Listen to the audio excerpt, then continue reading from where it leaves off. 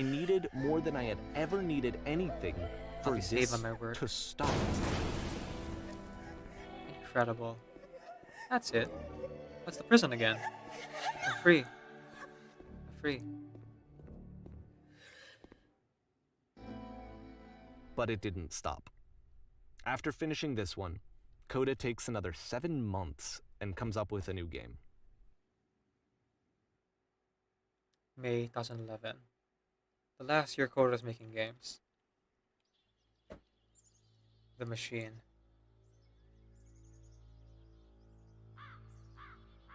This is so heavy? Indeed, Cinna. Indeed. Hence why this game has a content warning. Rather, my stream has a content warning about this game. Uh, sorry. I'm just feeling a little bit here myself. It's very heavy. If anyone decides that it's a bit too much or you feel triggered by this, I would totally get if you would like to lurk from this point on, because it only gets worse from here. Ma'am, glad to see you arrived safely. We've captured the machine. It's waiting for you now. You can begin the interrogation whenever you like. I intend to be quick. Very good.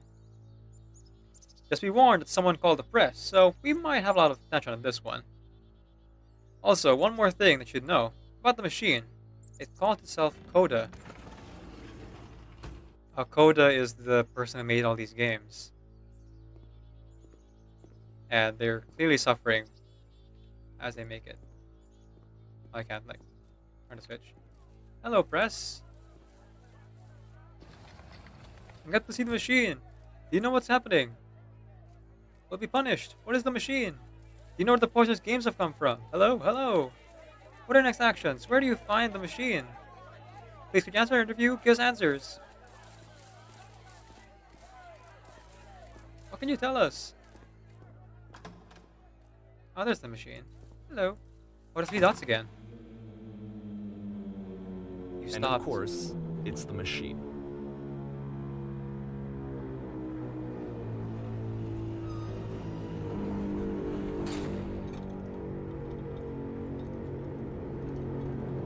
Your work was keeping us alive. Your work was keeping us healthy.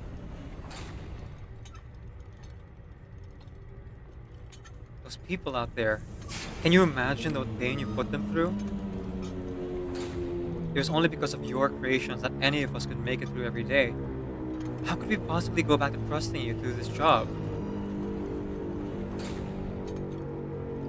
So, here's what needs to happen. You need to go to the people who are out there and apologize to them. You have to admit to the people that you allowed them to suffer. You have been so alone.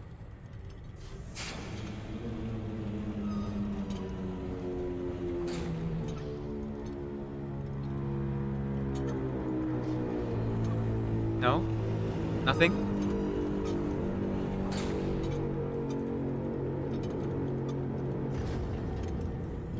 Alright then. I'll speak to them for you. This is supposed to represent Coda's creative machine. His own internal engine, I guess. Hello, press. It's me.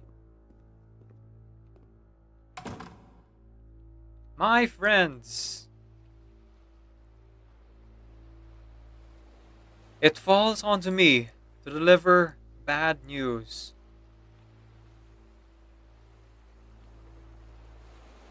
The machine refused to admit that it deliberately hurt us.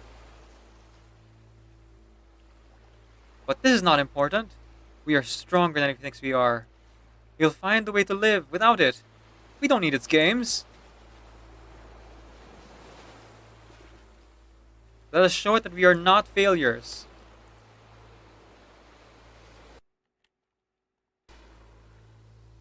Follow me will destroy the machine. Follow me will destroy everything the machine has created. Both sound bad, but we're in the creations of the creator, right? Follow me. We'll destroy everything the machine has created.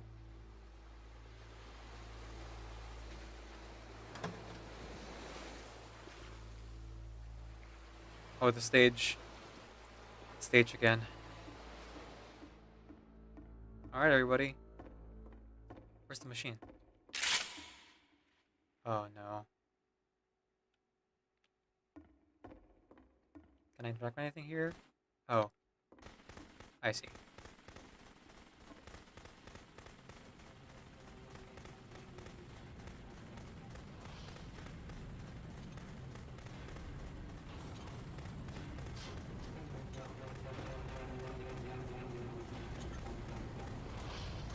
We're just being self-destructive now.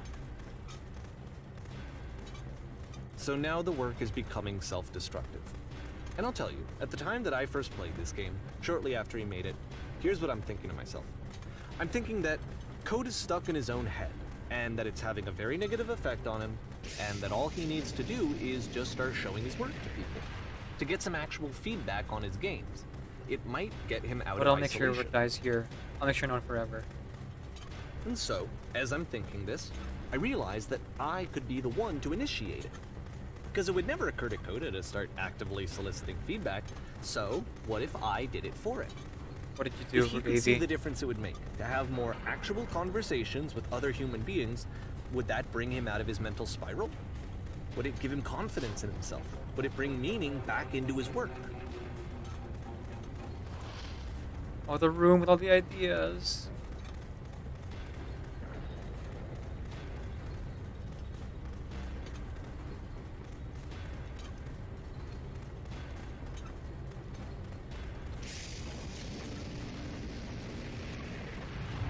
Oh. So I Sure. started showing Coda's work to people. I took this one, and the islands which you just played, the theater, the notes, the house cleaning game, and some of the prison escape games. I brought them to people that I knew and trusted. I asked their opinions.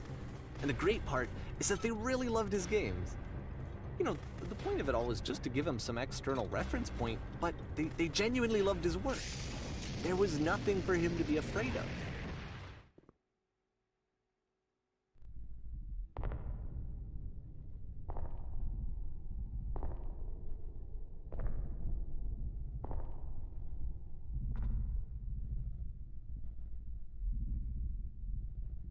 Put down your weapon. I can't.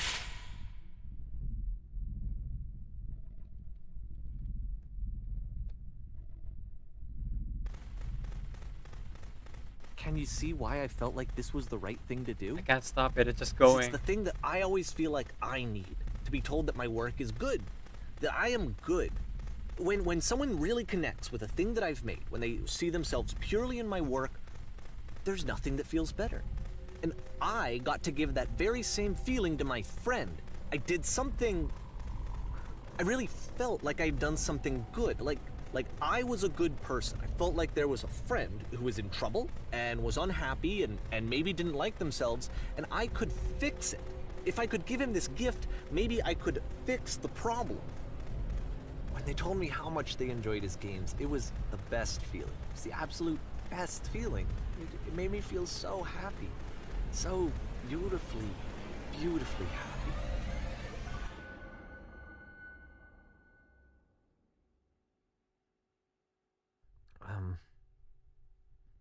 So anyway, Coda finishes this game, and then really he just kind of takes off for a while.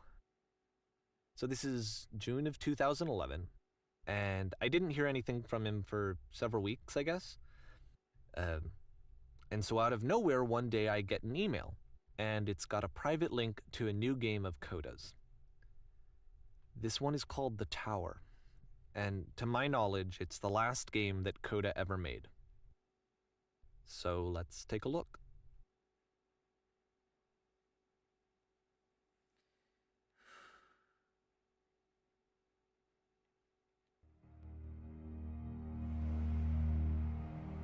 Okay.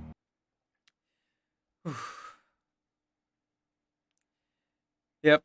Yeah, I said, Senna, that this game would get worse. Um, or rather, not the game would get worse, but rather the theming would get worse. We just sat through someone. Well, I had to control someone who was essentially like being extremely self-destructive and destroying their own creative outlet. it's it hit hard, you know.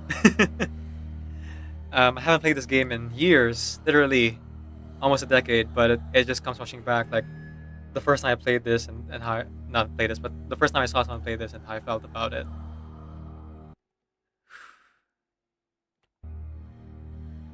Not a new game. It's been out for 10 years. It came out 2015. I feel like it's good for Spooktober though. All things considered. But this part was really hard to get through. And this is where I have trouble saying anything meaningful about Coda's work. Because more than anything else, the tower just feels distant. It feels like it's trying to distance itself from the world. It's a very cold game. All the crying sounds. Gosh, the sound design in this game. It's different really just playing it myself here and like hearing everything. This room actually has a maze in it. Okay. Oh. Except that all the walls of the maze are invisible. And then every time you touch one of the walls, there's this awful flashing and noise, so the experience is really miserable. The game goes beyond not being meant to be played, it actually seems to despise the player for trying to play it at all. But I do want to show you the rest of the levels, so when you're ready to continue, press enter and I'll put a bridge over the maze. Okay, sorry everyone. Epilepsy warning for that one. I will cut this into the VOD before that, just to warn people.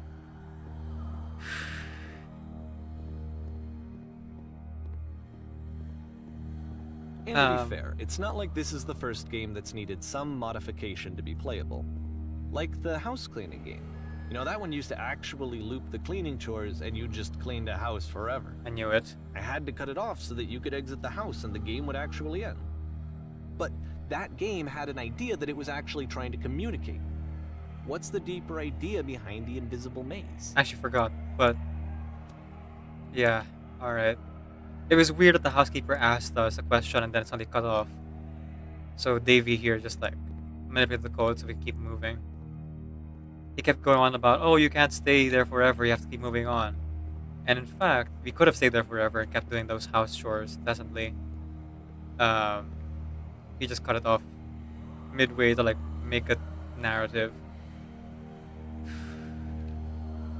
The last time I played this was 10 years ago? Oh no. I never played this game before myself. I watched a playthrough of it. I think it was I watched Nate Wants to Battle's playthrough of it. Back when Nate Wants to Battle did more like gameplay type stuff.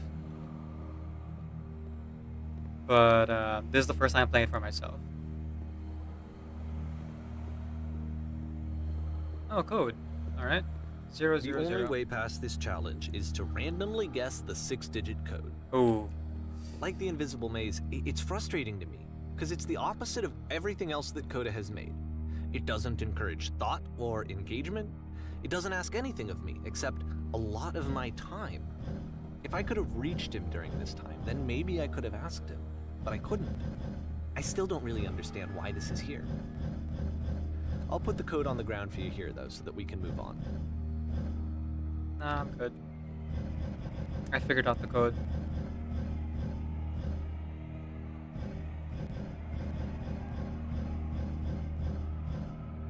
Oh, too far.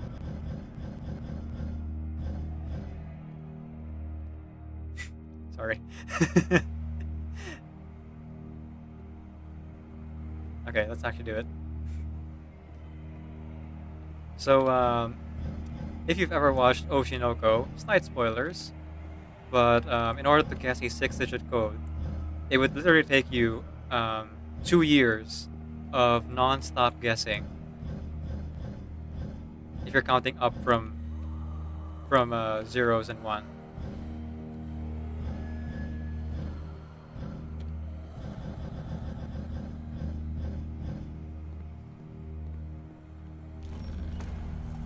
Oh my gosh.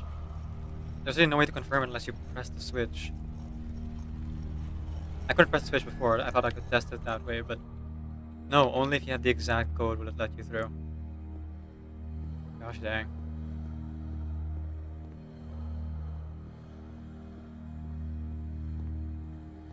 Never watched Oshinoko, but I listened to an album on repeat, so I basically know everything. I mean, yeah, you basically do. The opening just kind of spells out everything that happens in the backstory of that show. Joking, of course. The switch to open this door About is knowing actually everything. on the other side But of the the backstory door, thing is true. meaning that it's literally impossible to solve from this side. So even if you somehow brute forced your way through the first two challenges and you got to this point, there's actually just no way to progress. And it's scary for me, the idea of Coda cutting himself off entirely, just saying, that's it, that's the end of the conversation, not giving me any way to fix the problem. I feel like a failure, I guess, when I can't fix the problem. But I can open this door for you, so let me do that. Thanks, Coda.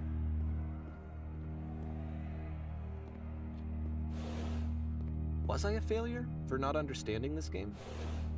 I mean, I don't know why I would be. It's not like everything needs to have a solution, but I feel it somehow. I feel like I failed, and I don't understand why.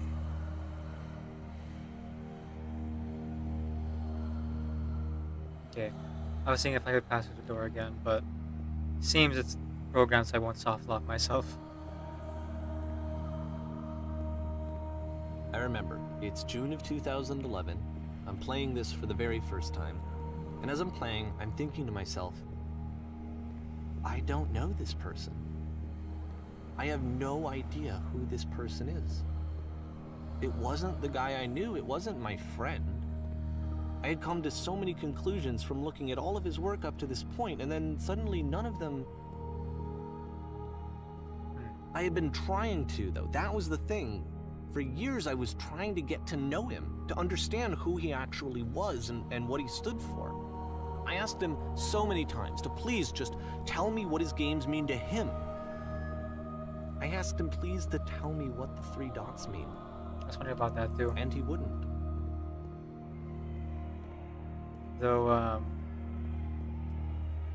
believe I vaguely remember what it actually does mean. And I'll talk with you guys about it at the end of this game.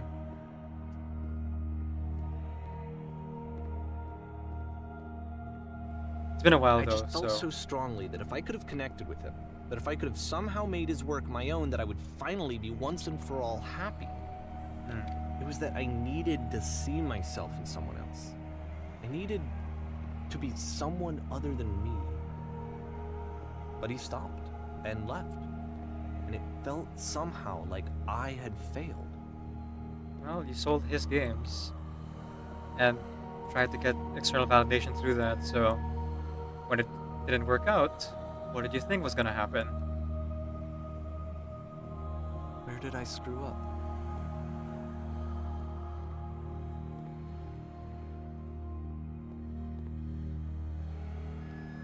Dear Davy, thank you for your interest in my games.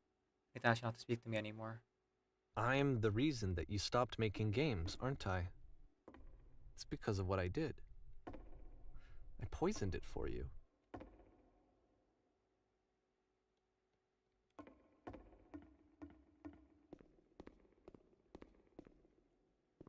I don't think I ever told you this, but when I took your work and I was showing it to people, it actually felt... it felt as though I were responsible for something important and valuable. I wonder at times, or do you think I'm making these games for you?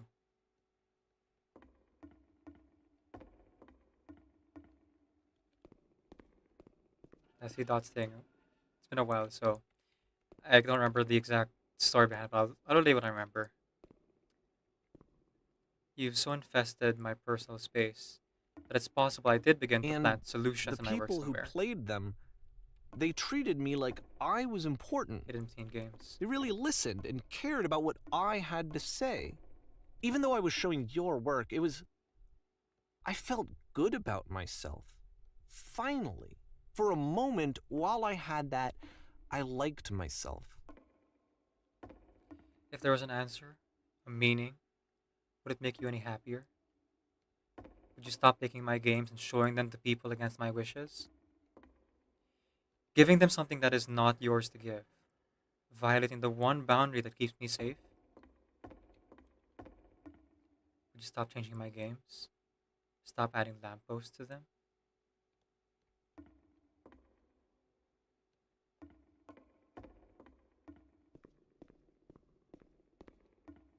Would And you then you simply let them stopped, be what they are? and I didn't have anything left to show people.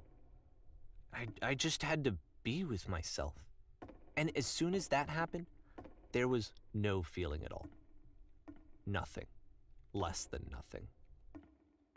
What does that mean? Looks like the friendship got toxic.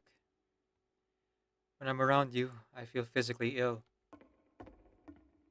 You desperately need something, and I cannot give it to you. I literally do not have it.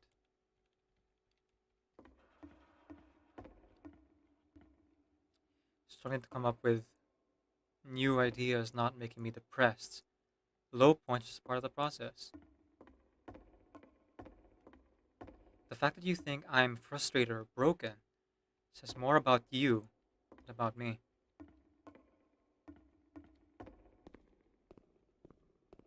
I realize that this doesn't make sense to you just yet, which is fine. You're not my problem to solve. But I do hope that one day it clicks, and that you make peace with this thing you're wrestling with. I'm afraid that I did something really stupid because I don't like myself. You finally see what I'm talking about. Don't say anything.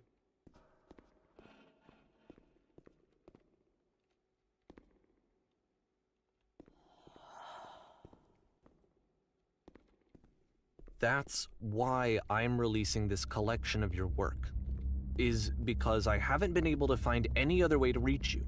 I've tried everything.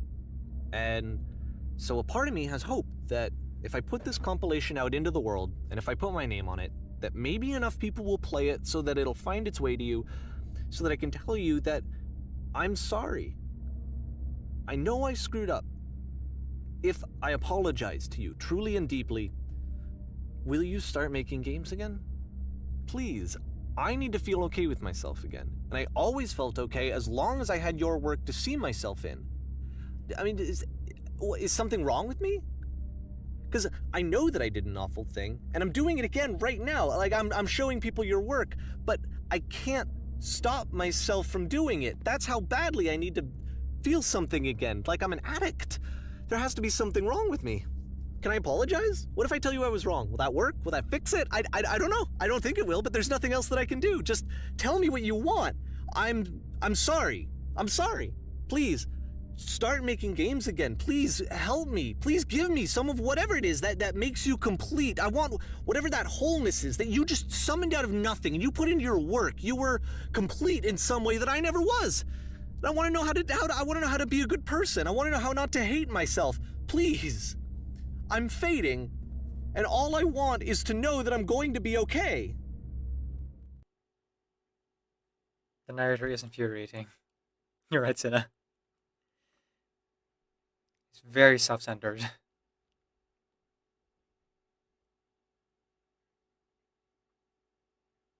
Epilogue. So, the implication is that Code not create this game. The tower was the last one. So this is just Davy's creation.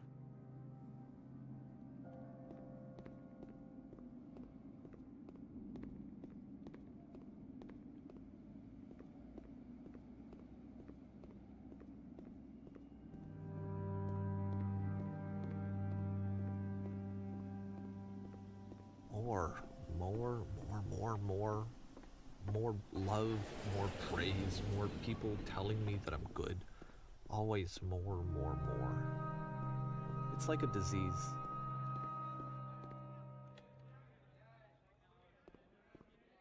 Solution.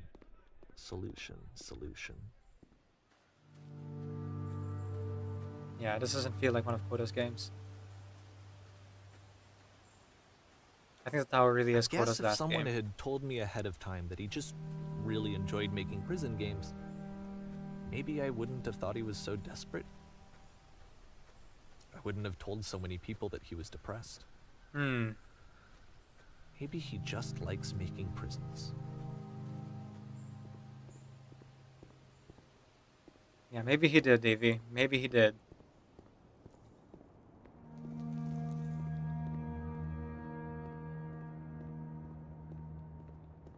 Gosh dang it. Even now, the disease is telling me to stop.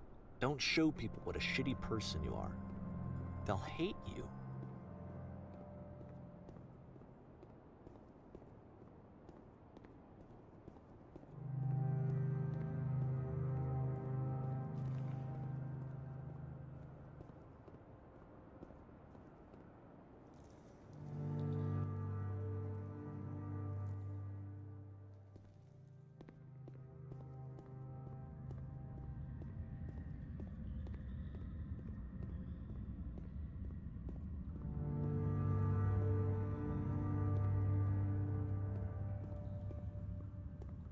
If I knew that my life depended on finding something to be driven by other than validation, what would that even be?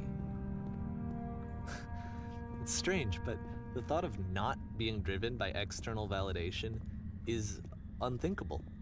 Like, I actually cannot conceive of what that would be like.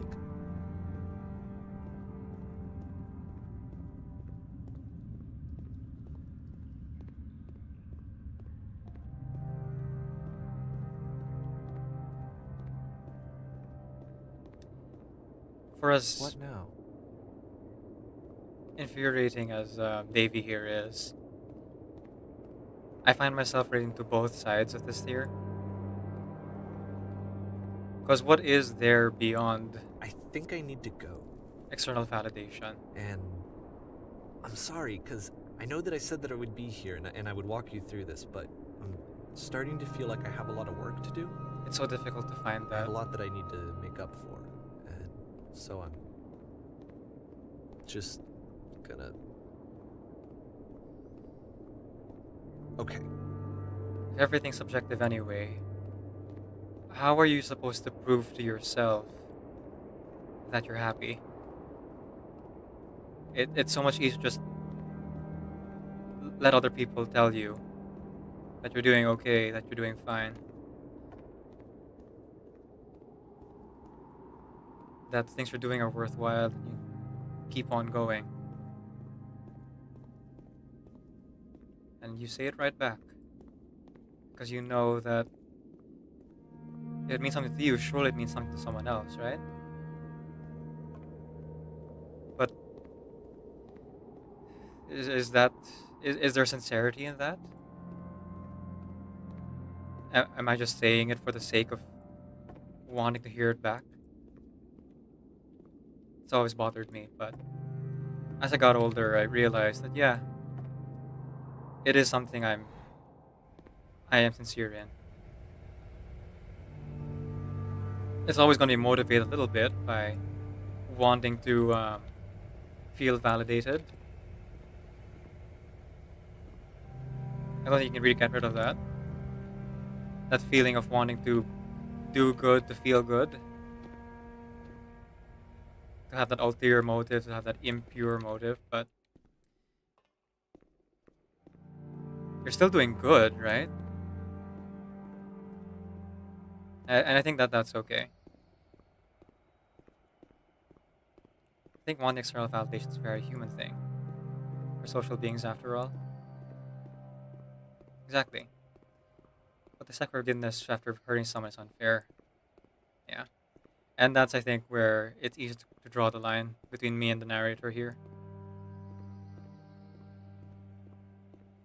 Again, content warning.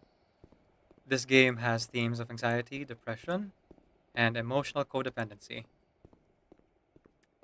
Davey took that idea of like wanting to hear sincere things about himself, to know that he was doing good, and kind of attached his own self worth to someone else's work, to someone else, without their consent.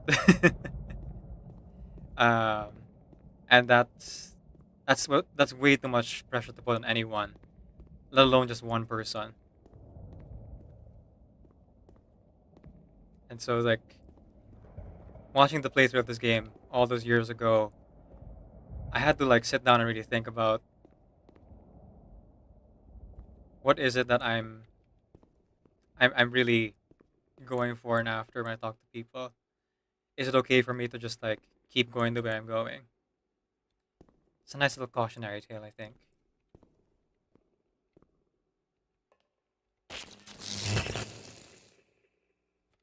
And it's a reflection of the beginning. But of course, epilogue was not created by Coda. It's created by the narrator.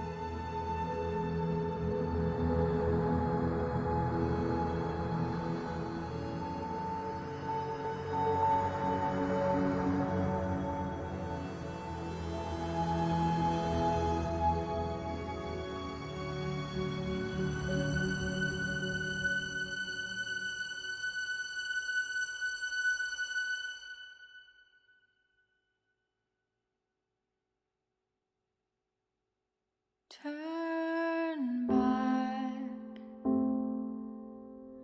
turn this cave. You said, let me prove that I'm brave. So, Let me keep thankfully, this is not based on a true story. At the time, there was a lot of like cave goes discourse and controversy about did Davy Reedon, the creator of Stanley Parable, create this based on a real story that happened to him? That is he actually like so tired such a huge jerk that he would do this and like create a game based on that it? I know Um, that you're but you know, it's been a while, and strong. it's like So turn it has been back, all but confirmed that this is not really a real true story, but it turn is a reflection of Davy Reedon's like um, own thoughts and feelings about game development. So Coda is just another aspect of himself here. But in fiction, um, the story doesn't hit any less hard knowing that it's not true. And honestly, if it were true, this game should not be created. Yeah. So speaking on the whole meta thing of this game, the the things that show up in this game that like give you hints that it's not real are things like the sound design being too good, um, and like the narrator cutting off certain parts of the game. Like in universe, like in the story, it makes sense. Like he's cutting it off because he wants the player to progress and like see more of Koda's games. Um, but also it feels like you can't really do that organically with someone else's work. Um, though again, in universe, it mentioned that Davey here was like rewriting Koda's games to make them more playable. Um, supposedly adding these lampposts in a lot of those games that maybe didn't exist in all of those games. Um, and tying into that is the three dots thing. So throughout the games we played in the beginner's guide, there were three dots that show up on like random walls, and it's never explained in the game what they are. And if I remember right, based on this course that was had way back when, um, if you look at the three dots and then you look at the machine and the way that the three dots are like arranged, it's actually the Steam logo, with the three dots of the Steam logo. So supposedly it's supposed to be an allegory for like sharing your work on the Steam platform, and by extension, Coda is actually Davey Reedon sharing his games on Steam and feeling like he is he's emotionally spent. at certain points, or like he feels like he's running out of ideas and like can't deliver. Especially after the breakout hit that was Stanley Parable, that he made this beginner's guide game.